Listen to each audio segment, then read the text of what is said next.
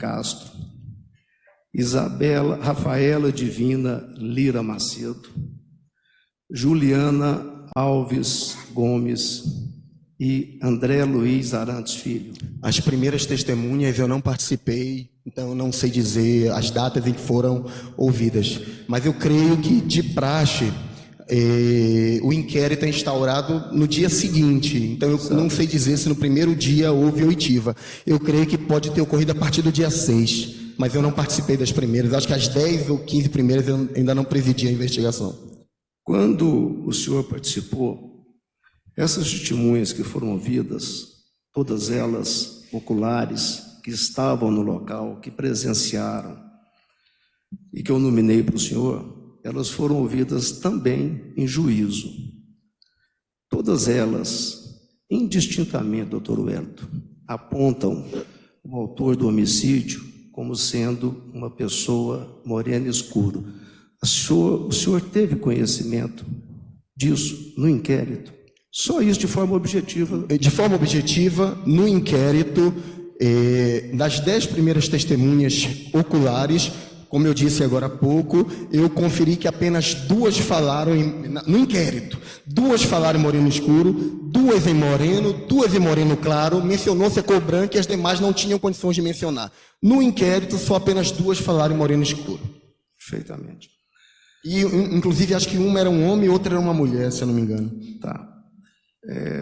O senhor, na sua fala respondendo ao Ministério Público, o senhor disse que provavelmente e supostamente, provavelmente que o Figueiredo teria saído da entrada de pedestres no condomínio. Sim. Que provavelmente. Tá. Eu pergunto para o senhor, esse provavelmente é uma opinião pessoal do senhor ou as investigações chegaram a esse detalhe? É uma hipótese investigativa, na medida em que o Marcos Vinícius comentou que o Figueiredo foi levado até o açougue por uma viatura descaracterizada. Doutor Wellington, eu estou perguntando para o senhor se a afirmação do senhor, provavelmente ele tenha saído, é uma opinião pessoal do senhor ou tem alguma investigação concreta, verdadeira, plausível nesse ponto. O depoimento do Marcos Vinícius, e por dedução lógico-matemática básica, subentende-se que se ele foi levado de carro por alguém, ou ele pode ter saído a pé, ou o carro pode ter entrado no condomínio e buscado ele e saído, já que as imagens não foram apresentadas na íntegra. Então, é o provavelmente do senhor. 2 hipóteses investigativas. Ótimo. Por isso que eu frisei o provavelmente, porque eu não posso afirmar categoricamente o que eu não vi. Exatamente. É isso que eu queria ouvir de vocês. Mas aí, a questão da verossimilhança eu afirmei com base no depoimento do Marcos Vinícius. É isso que eu queria ouvir do senhor. O senhor não pode afirmar porque as investigações não apontam isso. O senhor me respondeu. Porque as imagens foram editadas. Já é autoafirmação do senhor. Está nos autos. O senhor diz que, supostamente, o Figueiredo teria feito um trajeto nas ruas até chegar o homicídio. Isso é a opinião pessoal do senhor. Não tem nada nos autos que comprove que, supostamente, o Figueiredo tenha feito esse percurso que o senhor confirma. O depoimento do Marcos Vinícius. O Marcos Vinícius não estava lá. Estava no momento em que ele entregou a motocicleta, a arma de fogo, ótimo. E a partir daí ele disse que o Figueiredo saiu do açougue na motocicleta emprestada por ele, que é do pai dele, e que o veículo que deixou ele foi o seguindo na sequência. Mas o Marcos Vinícius não estava na cena do crime, não é isso? Não, então, o Marcos Vinícius afirmou que entregou a moto para ele. E que entregou Não, doutor, deixa eu complementar. Entregou o telefone bodinho para ele, e esse telefone bodinho que ajudou a identificar. Tudo isso aí eu vou concordar com o senhor. Eu só quero saber o seguinte: o supostamente do percurso é uma afirmação pessoal do senhor. Com base no depoimento do Marcos Vinícius. O Marcos Vinícius estava no açougue, ele não estava no local. Doutor, eu estou encerrando a pergunta. Mas se o Marcos Vinícius entregou o telefone que estava na redondeza do açougue, e esse mesmo telefone foi identificado, e ele posteriormente deu na rádio, eu tenho indicativo de que realmente é verídico a versão dos fatos apresentada pelo acusado. Eu já estou satisfeito com a resposta do senhor. Ok. Em 2 horas e 45 minutos que o senhor está aqui, sabatinado pelo Ministério Público, pela Defesa. Em uma oportunidade, uma única, o senhor fez referência ao Maurício Borges Sampaio. Nessa investigação, nessa força-tarefa, o que o senhor aponta de prova verdadeira, isenta de nenhuma dúvida, convincente, que o Maurício Sampaio tenha participado desse homicídio? O depoimento do Marcos Vinícius e a relação dele com os demais intermediadores do crime, no caso de Djalma, Urbano. Tá. Então, primeiro ponto, relação do Maurício com aquelas pessoas. Sim. Só isso, não tem nada mais do que isso. E a declaração do Marcos Vinícius, um dos participantes do crime. Deixa eu fazer a pergunta. O que o Marcos Vinícius diz, que o senhor aponta como uma prova cabal, convincente, verdadeira, é que, segundo o Urbano ou da Silva, sim, o Maurício Sampaio seria o patrão deles. Sim, segundo o Marcos Vinícius. Então, essa é a prova do Maurício Sampaio. Sim. A versão do Marcos Vinícius. Satisfeitíssimo, doutor. Até porque em crimes dessa natureza a gente não encontra uma declaração por escrita do mandante. Eu sei disso. Mas eu nunca encontrei nas centenas de homicídios que eu investiguei. Doutor, eu não estou pedindo que o senhor faça parte da banca acusatória. Não, eu tô. Boa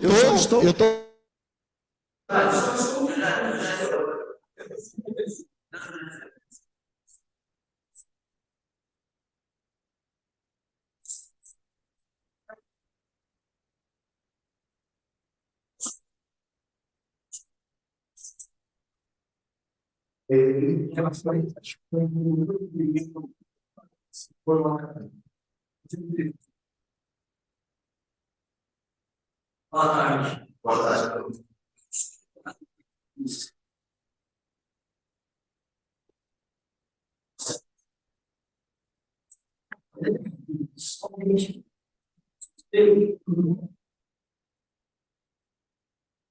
Depoimento, o Marcos Vinícius chegou ao absurdo de dizer que foi ele que atirou. Sim. Na investigação, por que ele diz no primeiro depoimento que foi ele? O que vocês concluíram? Por que ele falou que foi ele? Bem, ele disse que 1 mês antes do crime, o da Silva o procurou falando que era para ele... que o nome dele tinha sido ventilado para a Polícia Civil e que inicialmente era para ele negar que ele seria ouvido a respeito, que era para ele negar a participação, caso ele não conseguisse convencer a Polícia Civil, era para ele jogar o crime para cima do Urbano, era para ele negar. Caso ele não convencesse a Polícia Civil, era para ele confessar. E caso ele não confessasse, não convencesse a Polícia Civil, era para apontar o Urbano. E que, posteriormente, quando ele foi ouvido, é porque ele alegou que estava sendo ameaçado de morte pelo da Silva. Que o da Silva teria dito a ele que, caso ele não assumisse o crime, eles, segundo o Marcos Vinícius, se referindo a terceiras pessoas, iriam fazer com ele e a família dele o que fizeram lá em Aparecida. Que seria questionado para ele, ele falou que foi essa chacina que eu investiguei lá no Jardim Olímpico de Aparecida de Goiânia. E que por conta desse temor, inicialmente ele teria confessado a autoria, mas posteriormente, conversando com a família dele, que o visitou e advogado, ele teria voltado atrás e teria tomado coragem de falar a respeito da real participação dele no crime, que ele não queria pagar por uma culpa maior do que a que ele teve. Certo. No segundo depoimento só estava. O segundo, sim. Aí ele retificou aí. Sim, ele retificou apenas a parte da execução, que até então ele não tinha mencionado o nome do Figueiredo e mencionou o nome do Figueiredo como sendo o real atirador e manteve as circunstâncias, basicamente, em torno dos encontros pretéritos no açougue junto com o Djalma e o Urbano. Marcos Vinícius falou para o senhor se de outras ocasiões ele já guardou a arma, alguma coisa para... Não, ele não falou nada a respeito. O senhor falou que é perto, né? Próximo. Aproximadamente 2 quilômetros. Assim, eu tomei a curiosidade recentemente de olhar no Google Maps. Na investigação, a Polícia Civil chegou à conclusão que o Marcos Vinícius sabia dessa arma, de emprestar. O que eles iam fazer com isso? Então, segundo ele, a princípio, tanto o Djalma quanto o Urbano disseram que precisavam da ajuda dele para passar um susto em alguém. Mas falou para ele que ia matar alguém? Não, falou que a princípio queria passar um susto. E que no decorrer dos encontros, quando houve o cadastro dos 2 bodinhos, quando a arma foi entregue para ele, ele falou que aí ele começou a suspeitar que seria um homicídio, mas que ele já estava por demais envolvido para voltar atrás por temer pela vida dele. E que por isso ele continuou participando. Mas que ele só soube, mesmo que houve um homicídio, quando cerca de uma semana depois o Djalma teria comparecido no açougue e confirmado com ele. Então antes não sabia de nada. Mas não, então, segundo ele, antes ele apenas desconfiou do decorrer dos dias que se sucederam até o dia do homicídio. Sem mais perguntas.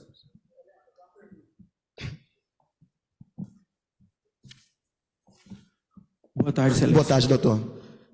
O senhor disse aqui que, segundo o Marquinho, há cerca de um mês antes do fato, o sargento da Silva procurou o interrogado falando que ia ter. Acho que foi no segundo depoimento que ele falou isso. Ele falou um mês antes do fato. Mas consta que no interrogatório 3, só para te esclarecer, a frase, e consta na denúncia, segundo a denúncia é o pivô desse fato, ela ocorreu 17 de junho.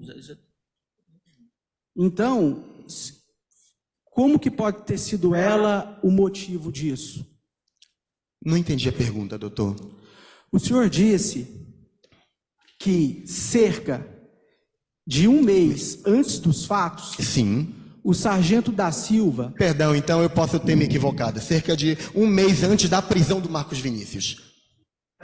Mas aqui porque conta os 3 meses, é isso que eu queria justificar. Como que seria, então, não, então, motivação? Mas assim, por questão lógica, não tinha como ser antes do crime. Então, eu, na resposta anterior, eu me equivoquei. Eu quis dizer que um mês antes da prisão dele, aproximadamente, o Djalma falou, seu nome foi ventilado na delegacia. Tudo bem. Então, se você for ouvido, você primeiro, você nega... E se você não convencer a polícia, você assume. E se não convencer a polícia, joga nas costas do Urbano. Sim. Isso foi cerca de um mês antes da prisão do Marcos Vinícius, sim, no final da investigação. Sim, eu quero só esclarecer aqui para o senhor, para entrar num consenso, que no depoimento aí perante o senhor, né, perante Vossa Excelência no dia 6, consta assim, que há cerca de 3 meses antes do fato, o sargento da Silva procurou o interrogado no açougue e disse que precisava de um... E disse que o interrogado, no caso o Marquinho, ajudasse um amigo dele a fazer um negócio. Sim. Sim, mas aí que é uma contradição, porque consta na denúncia que o móvel, essa frase foi dita 17 de junho. Como que procurou o Marquinho para dar esse auxílio 3 meses antes, conforme consta no depoimento dele? Esse depoimento foi prestado onde? Em juízo? Não, foi prestado perante Vossa Excelência, doutora Adriana Ribeiro e doutor Eliton Carlos de Miranda Carvalho. Depoimento do Marcos Vinícius. O primeiro ou o segundo? O segundo. Porque aqui fala, né? Porque assim, o móvel, consta na denúncia, é a frase, né? Isso é muito claro. E essa frase foi dita quando? 17 de junho. Peraí, doutor, perdão. O senhor está se referindo à frase de quem? A frase dos ratos. Ah, não. Desculpa. Na verdade... Não, então a gente está fazendo confusão. A gente está fazendo confusão. Na verdade, a frase dos ratos que teria ensejado o homicídio foi... Segunda denúncia. Segundo as investigações apontaram, foi foi proferida antes do crime, no dia 17 de junho. Sim. No dia 19 de... Foi isso, porque 2 dias depois houve a carta que proibiu o Valério de entrar, toda a equipe dele de frequentar as dependências. Isso que eu falei do Djalma, foi o Djalma ter dito para ele, um mês antes de ser preso, que a polícia já tinha ouvido o nome dele, a Polícia Civil. Um mês antes de ele ser preso, já mais ou menos em janeiro, fevereiro de 2013, e que em breve, provavelmente, ele seria preso, seria, ouvido, e caso ele fosse ouvido, era para ele primeiro negar, ou depois assumir, depois apontar o Urbano. São dois fatos completamente distintos, eu posso ter equivocado em algum momento. Normal, porque faz muito tempo. É isso aqui, porque, segundo a denúncia, e o senhor pode confirmar isso, o móvel disso segundo a denúncia, é a frase dita. E essa frase ela foi dita em 17 de junho. Isso, 17 de junho, de ou 2012. seja, 20 dias antes do homicídio. 20 dias antes do homicídio. Sim. Aí, por isso que tem essa contradição, porque o Marcos Vinícius, em seu depoimento perante Vossa Excelência, no dia 6 de fevereiro, ele fala aqui de forma categórica que há cerca de 3 meses, antes do fato, o sargento da Silva procurou o interrogado no açougue. Não, eu não estou fazendo debate. Eu não escutei, você pode ler para mim. O motivo do crime não é só a frase do dia 17. Então, qual o senhor lê o texto para mim, por favor? Você termina a pergunta, ele está lendo o depoimento, só deixa eu concluir. Pode concluir, doutor. Pode concluir. Pode fazer. Pois é, porque segundo consta na denúncia, e o senhor mesmo pode falar melhor do que ninguém, tudo isso que envolve o senhor Maurício Sampaio, é que ele que recebeu aquela mensagem, né? Seria direcionada a ele. Ele é o tenente-coronel Uzeda. Valério Luiz, né? Sim. E a frase dita pelo senhor Valério Luiz, a vítima, ela foi no dia 17 de junho. Certo. 17 de junho. Certo. Sim. E como que pode ter planejado esse crime 3 meses antes? Antes do crime? Antes do crime. Porque doutor, fala que... o que é que ficou bem evidenciado durante a investigação, e dessa vez ninguém perguntou a respeito, é que havia uma animosidade entre o Maurício Sampaio e o Valério Luiz, que perdurava há 2 anos. Há 2 anos já havia esse desentendimento deles. Que 2 anos antes, o Maurício Sampaio, inclusive, tinha feito um TCO contra o Valério Luiz por crime de injúria ou ameaça, alguma coisa do gênero. Então, embora eles dissessem que não tinha nenhum desentendimento, mas 2 anos antes houve esse TCO. E, além dessa frase, teriam outros episódios em que o Valério era muito ácido, muito contundente e falava palavras ofensivas contra o Maurício. E esse era apenas um dos episódios, mas tinha episódios pretéritos. E era a animosidade deles, entre eles, está claro nos autos, que perdurava aproximadamente 2 anos. Esse foi apenas um episódio isolado. Doutor Wellington, mas assim, de forma muito honesta para o Conselho de Sentença, mas essa frase, segundo a denúncia, segundo as investigações, isso tudo indica, segundo a denúncia, é o estopim. Ou não? Ou assim, doutor, porque tem a denúncia. Então, eu não tenho, eu estou aqui para falar. Ele já acabou de responder qual que foi, que já viu os atritos anteriores, e a frase simplesmente desencadeou. Ele já respondeu. O senhor está refazendo a pergunta, só quer responder diferente? Ora. Então, para terminar, eu não tenho, doutor, só para encerrar, eu não tenho qualquer gerência do que o Ministério Público vai escrever na denúncia deles. Mas no meu relatório, no meu inquérito policial, restou demonstrado que essa animosidade já durava mais de 2 anos e que outros episódios já teriam ocorrido. Agora, o que a MP botou na denúncia não cumpre a mim dizer. Então, deixa eu encerrar e te perguntar quais são as outras ocasiões. Dê 2 exemplos de animosidade entre os dois. Doutor, algumas testemunhas no decorrer das investigações falaram que eram frequentes esses depoimentos ácidos. E uma dessas ocasiões foi essa em que o próprio Maurício Sampaio fez um TCO contra a vítima. Quem faz TCO não manda matar, né? Eu estou perguntando alguma... Porque quem faz TCO doutor, manda mas matar. se houve TCO é porque houve uma ofensa dita. Quem faz TCO manda matar sim, por que não? Mandar matar é a coisa mais simples do mundo. Pode fazer TCO, estava inquieto e manda matar. Mandar Doutor matar, Ricardo, o senhor fez a pergunta. O senhor fez a pergunta com relação às ocorrências. O senhor pediu para ele citar as ocorrências. Ele citou que uma delas é o TCO. Quem está A dizendo questão que o de TCO mandar também matar ou manda não, matar? o senhor perguntou e Eu citou. aqui, ó. Respondeu. O senhor tem mais perguntas, doutor? Doutor, mas não acredito. Doutor Ricardo, o senhor tem mais perguntas? Termo circunstanciado de ocorrência. Crime insignificante. Doutor Ricardo, o senhor tem Doutor, eu já cuidei de homicídio por conta de uma dose de pinga de 50 centavos. Doutor Hélio, por favor. Perdão. Deixa ele fazer. Se ele tiver mais perguntas a fazer. Doutor Lorival Machado, obrigado, excelência. Está encerrado? Obrigado, excelência. Obrigado, doutor Hélio.